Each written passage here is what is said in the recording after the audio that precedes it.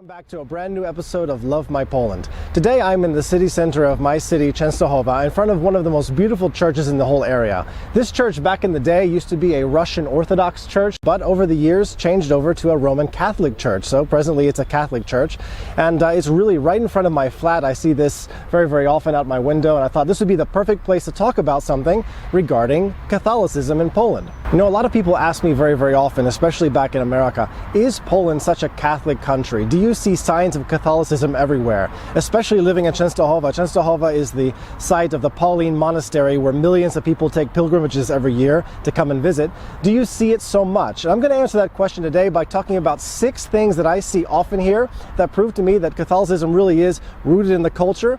But on the other hand, a lot of people really nowadays are more agnostic, more atheistic, and they don't really practice Catholicism like they used to in the past. That's my experience, at least. So the first sign I'd like to talk about today has to do with the roadside shrines, or the little chapels you see while driving anywhere in Poland.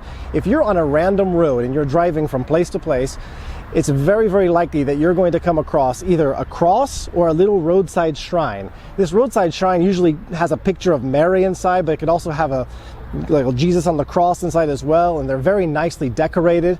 Sometimes you'll just see a cross itself, a metal cross or a wood cross, which is adorned with all kinds of flowers and different kinds of sculptures. These from the past, when people didn't have cars, they would journey on foot or by horse, and they would stop and pray and pay homage to these little areas. It was like a miniature church on the side of the road where people could stop and pray. And you see them still today. They still take very good care of them. But for a tourist coming to Poland the first time, that's really going to stand out. So if you're ever in Poland, you're driving, take a look at these little roadside shrines and these crosses. They are beautiful. The second thing you'll notice about Poland is St. Christopher. In every car, in every taxi, almost that I've seen, you have a little medal of St. Christopher. Polish people, Polish Catholics believe that St. Christopher brings safety during travel. You have either a metal version of it or some kind of little card cut out, laminated, of St. Christopher, usually together with Mary as well. These kinds of things in the car bring safety during travel. So if you see that, that's absolutely what it means. St. Christopher usually has a child on his shoulder and he's carrying a staff. So if you see that, it just means safety during travel. That's the second point. Now, as I've mentioned in the past in other videos, for the third point, I live in the countryside. And in the countryside, typically in Poland, you have really devout Catholic people. And back in America, you know, as a Baptist, we do believe in the Sabbath day and keeping that holy and not working. But it's kind of looser in America. But here in Poland, really, I've tried to cut my grass or repair my bicycle or wash my car on Sunday, and you would not believe the looks that I get from my neighbors because I'm doing it on Sunday. Sunday is a day where you have to be careful. In the city, it's getting looser, but in the countryside, you really shouldn't work on Sundays in Poland. Something to remember, something to look out for if you're ever here for a longer period of time, especially in the countryside. The fourth point has to do with bread. Here in Poland, bread is highly respected. It's a symbol of the body of Christ. It's a symbol of life and God's providence. They do not throw bread away. Bread never is thrown away with the rest of the rubbish or the garbage. It is usually put, in my experience, in a plastic bag and hung on the side of the dumpster by the trash can. Sometimes it's just thrown on the ground for the birds to eat.